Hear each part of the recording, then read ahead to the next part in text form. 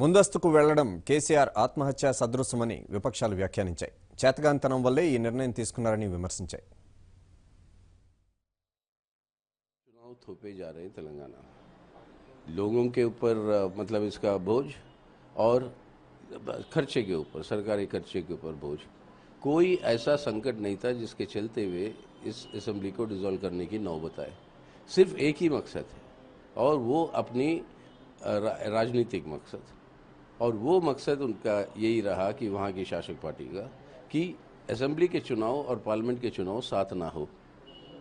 इसके पीछे कारण बहुत बड़ा है और वो कारण है कि अगर तेलंगाना के अंदर माइनॉरिटीज़ का सपोर्ट अगर हासिल करना चाहता है शासक पार्टी वहाँ की, तो वो संभव नहीं होगा अगर बीजेपी के साथ जाए हैं।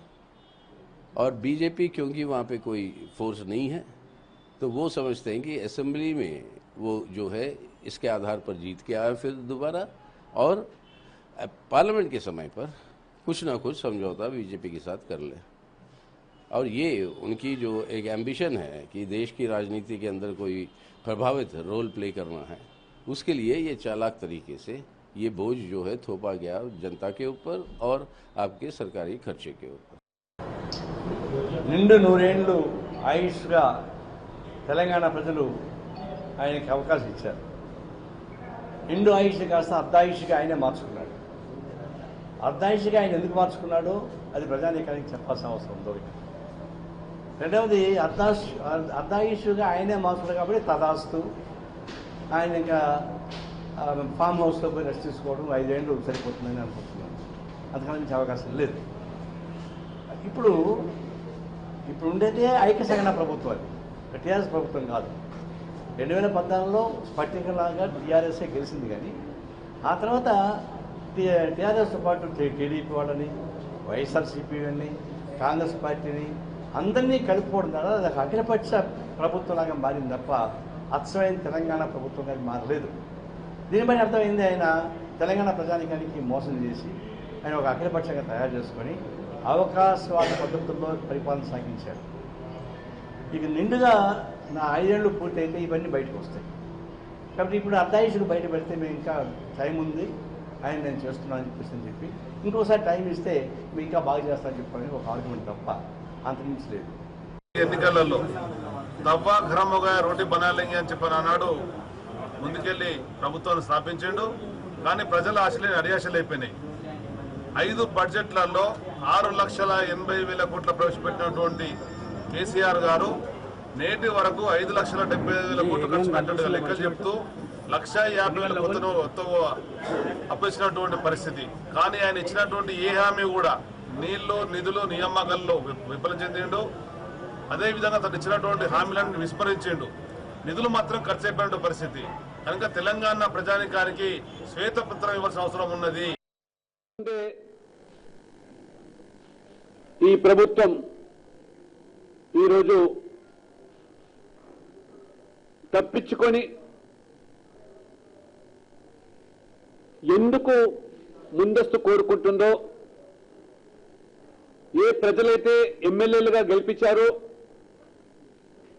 ఆ ఎమ్మెల్యేలు 5 సంవత్సరాలు ఆయా నియోజకవర్గాల్లో అభివృద్ధి సంక్షేమం కోసం పాటుపడే దిశలో ఇచ్చిన తీర్పును వమ్ము చేసినటువంటి మీరు మీ యొక్క ద్వంద్వ నీతికి తార్కాణం ఎన్నికల కోడ్, మళ్ళీ తర్వాత పార్లమెంట్ ఎన్నికల కోడ్, అంటే ఈ సంవత్సరం అంతా కూడా ఈ తెలంగాణ రాష్ట్రంలో ఎటువంటి అభివృద్ధి కానీ, విధానపరమైన నిర్ణయాలు, పేదలకు దోహదపడే నిర్ణయాలు కానీ తీసుకునేటువంటి ఆస్కారం లేనటువంటి పరిస్థితి ఎందుకు వచ్చిందో చెప్పాల్సిందిగా మేము బీజేపీ డిమాండ్ చేస్తున్నాం. మంచిగా పరిపాలన చేసే ఏ ముఖ్యమంత్రి కూడా పాలనా అవకాశాన్ని వదులుకోడు. మరి మన ముఖ్యమంత్రి ఇవాళ రాజీనామా చేసి 5 ఏళ్ళు పరిపాలించే అవకాశం ఉన్నా 4 సంవత్సరాల 3 నెలల 4 రోజులకే రాజీనామా చేసి తన చేతగాంతనాన్ని బహిరంగంగా ఒప్పుకున్నాడు. ఈ రాజీనామా లేఖ పార్టీకి రాజకీయ మరణశిక్ష లేఖగానే మేము చూస్తున్నాం. ఈ 2 నెలల చర్చ గందరగోళంతోనే మొత్తానికి రాష్ట్రంలో పాలన స్తంభించిపోయింది. ఏ పనులు కావటం లేదు, అన్నీ నిలిచిపోయినాయి. ఆఖరికి జోనల్ వ్యవస్థ వచ్చి కూడా నోటిఫికేషన్లు ఇచ్చుకోలేని పరిస్థితి. ఇంకా ఒక 9 నెలలు పార్లమెంట్ ఎన్నికలు అయ్యేదాకా ఇక రాష్ట్రంలో ఇదే గందరగోళ పరిస్థితి ఉంటాయి. ఇంతటి గందరగోళానికి జమిలి ఎన్నికలు జరగాలని కేంద్రానికి ఉత్తరం రాసిన ముఖ్యమంత్రి కారకుడు కావటం ఇక్కడ ప్రత్యేకంగా గుర్తు చేసుకోవాల్సిన అవసరం ఉంది.